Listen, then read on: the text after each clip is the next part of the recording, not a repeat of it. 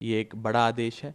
और सबसे बड़ी बात यह है कि 6 महीने के लंबे संघर्ष के बाद आज अरविंद केजरीवाल जी घर वापस लौट रहे हैं।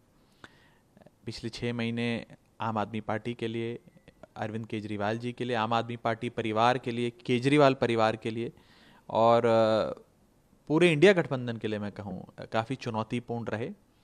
लेकिन अंततः न्याय की जीत हुई, संविधान की जीत हुई और सुप्रीम कोर्ट ने अरविंद केजरीवाल जी के हक में फैसला सुनाते हुए उन्हें ज़मानत दी है।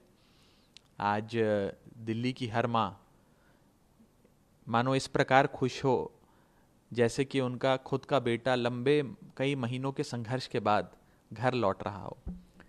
अरविंद केजरीवाल जी के बाहर आने से आम आदमी पार्टी और मजबूत होगी।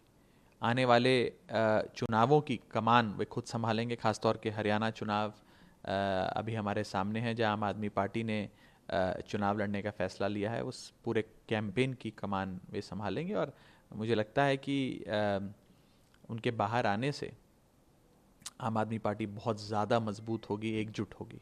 सर, इन्वॉल्व दिया था मीडिया में, उम्मीद पर दुनिया कायम है, जब दिल और मन दोनों मिला जुला दिख रहा था कांग्रेस। देखिए, मैंने पहले भी कहा था कि हमारे उम्मीद भी थी, आरजू भी थी, हसरत भी थी कि हरियाणा में गठबंधन हो जाए कांग्रेस पार्टी का और आम आदमी पार्टी का, इंडिया गठबंधन मिल के लड़े एकजुटता से। वही हरियाणा की जनता की मांग भी थी। लेकिन तालमेल नहीं बैठ पाया, बातचीत सफल नहीं हो पाई। तो तमाम राजनीतिक दल अपने अपने संगठन के साथ, अपनी अपनी इकाइयों के साथ चुनावी मैदान में उतरेंगे। अब पूरा हरियाणा आम आदमी पार्टी के लिए खुला हुआ है। क्या आपको लगता है पार्टी को अभी भी बाकी राजनीतिक दल, जब हम गठबंधन की बात करते हैं तो उसमें छोटा आंकती है? देखिए, मैं पिछले कई दिनों से हरियाणा में एक एक विधानसभा में घूम रहा हूँ। कई हमारे जो प्रत्याशी हैं उनके नामांकन रोड शोज़ में और रैलीज़ में हिस्सा लिया। मोटे मोटे तौर पे हरियाणा की जनता एक विकल्प तलाश रही है। वे परंपरागत राजनीतिक दलों को मौका दे दे के थक गए हैं। हरियाणा के लोगों ने बीजेपी को मौका दिया, फिर कांग्रेस को दिया, इनेलो को दिया, जजपा को दिया, तमाम राजनीतिक दलों को दिया। लेकिन आज भी वहाँ पर बेरोज़गारी भारत देश में सबसे ज़्यादा है। बुनियादी सुविधाओं के लिए लोग तरस रहे हैं और सरकार के नाम पे कुछ काम वहाँ होता नज़र नहीं आ रहा। इसीलिए लोग दिल्ली और पंजाब की केजरीवाल मॉडल ऑफ गवर्नेंस को देखते हुए हरियाणा में अरविंद केजरीवाल जी, आम आदमी पार्टी की सरकार देखना चाहते हैं। और ख़ास तौर पे अरविंद केजरीवाल जी को लेकर वहाँ पे लोगों के मन में ये भाव भी है, क्योंकि उनका परिवार हरियाणा से आता है, तो उनके मन में है कि भाई केजरीवाल हमारा बेटा है, हमारा लाल है, हरियाणा का लाल है। तो कहीं ना कहीं वो भी एक बहुत बड़ा फैक्टर है जो इन चुनावों में प्ले करेगा। बिल्कुल, आपने ठीक कहा। नाम में है, या तो एक तरफ लोग काफ़ी खुशहाल हैं या एक तरफ बिल्कुल गरीब हैं, जैसा दिल्ली में था। तो क्या अरविंद केजरीवाल का जो एक पॉलिटिकल या फिर गवर्नेंस का मॉडल रहा है, वही चीज़ हरियाणा में देखने को मिलेगा आम आदमी पार्टी के चुनाव? देखिए, ज़रूर मिलेगा। देखिए, हरियाणा के एक छोर पे, एक सीमा पे दिल्ली लगता है जहां आम आदमी पार्टी की सरकार है, दूसरी सीमा पर पंजाब लगता है जहां आम आदमी पार्टी की सरकार है।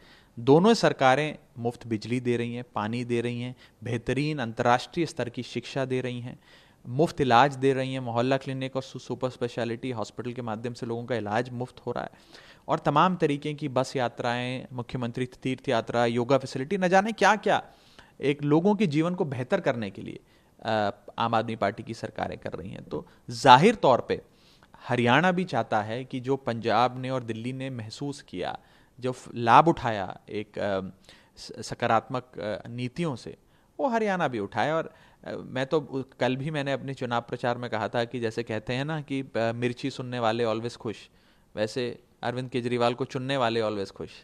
एक सर आखिरी सवाल है, बेल मिला है, क्या आपको लगता है कि मुख्यमंत्री रहते उनकी जो अपनी ख्वाहिशें हैं, जो अक्सर वो अपनी भाषणों में दिल्ली को लेकर कहते हैं, उसको वो पूरा कर पाएंगे? और बीजेपी के लिए राजनीतिक तौर पर अरविंद केजरीवाल जी का बाहर आना कितना नफा नुकसान है? देखिए, पहली चीज़ तो ये है कि ये जो कंडीशंस हैं, इनको आने वाले समय में जैसे जैसे ट्रायल चलता है, जैसे मुकदमा कार्रवाई चलती है, प्रोसीडिंग्स चलती हैं, इसको डाइल्यूट किया जा सकता है, इसे हटाया भी जा सकता है। ये कोई परमानेंट कंडीशंस नहीं है। मैं कानूनी दृष्टि से ऐसे ऐसे रीड करता हूँ। कंडीशंस लगातार जब भी कोई बेल होती है तो बेल बॉन्ड की कंडीशन होती है, 4 और कंडीशंस होती हैं एटसेट्रा। तो उसकी पालना तो सब करते हैं। मुझे लगता है कि एक बार पूरा जजमेंट हम लोग पढ़ लें, अपने वकीलों के साथ बैठ के उसका अध्ययन कर लें, उसके बाद फैसला आगे लेंगे कि कैसे इन कंडीशन से हमें निपटना है, जूझना है और इनका पालन भी करना है और कैसे आने वाले समय में इसको लेकर चलना है। तो मुझे लगता है एक बार वकीलों के साथ बैठ के उस पर राय शुमारी करेंगे। लेकिन मोटी बात, सवाल कंडीशंस का नहीं है, सवाल ये है कि 6 महीने के लंबे संघर्ष के बाद आज सुप्रीम कोर्ट ने उन्हें रिहा किया। सुप्रीम कोर्ट ने कई महत्वपूर्ण चीज़ों पर रोशनी भी डाली है। इन्वेस्टिगेटिव एजेंसीज की फंक्शनिंग को लेकर सवाल खड़े करे हैं, नेसेसिटी ऑफ अरेस्ट और नीड ऑफ अरेस्ट, यानी कि अरेस्ट करने की ताकत होना एक विषय है, लेकिन उस ताकत को इस्तेमाल करना दूसरा विषय है। राइट टू अरेस्ट है आपके पास, पर आप उस राइट को एक्सरसाइज करते हुए किसी को अरेस्ट करें, उसके लिए एक अलग प्रकार की परिस्थितियां होनी चाहिए। इन सारे विषयों पर सुप्रीम कोर्ट ने काफ़ी गंभीरता से अपनी बात रखी है और मुझे लगता है कि इस जजमेंट के कई फार रीचिंग कॉन्सिक्वेंसेस मुझे नज़र आते हैं। ऑर्गेनाइजेशन या फिर गवर्नेंस में कोई बड़ा बदलाव आम आदमी पार्टी में? देखिए, अब हमारे राष्ट्रीय संयोजक अरविंद केजरीवाल जी एक लंबे समय के बाद बाहर आएंगे।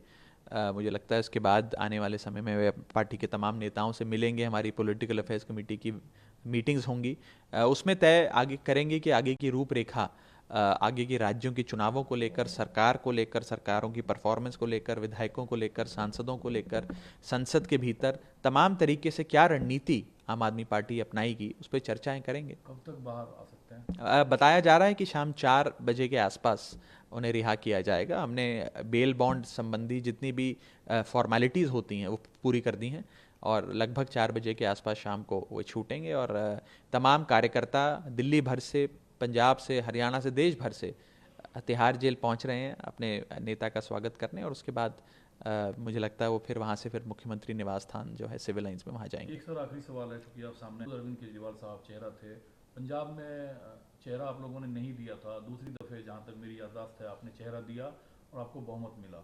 हरियाणा ठीक अब सामने है, वहाँ भी लोग जो है यह उम्मीद करेंगे कि आम आदमी पार्टी लोकसभा चुनाव हो, दिल्ली चुनाव हो, 2022 का पंजाब चुनाव हो, उसके बाद गुजरात चुनाव हो या फिर अब 2024 का हरियाणा चुनाव हो, सारे चुनाव एक ही नेता के नाम पे लड़ती हैं, जो हमारे प्रिंसिपल वोट गेटर हैं, जिनके नाम पे आम आदमी पार्टी को वोट पड़ता है। उस शख्स का नाम है अरविंद केजरीवाल।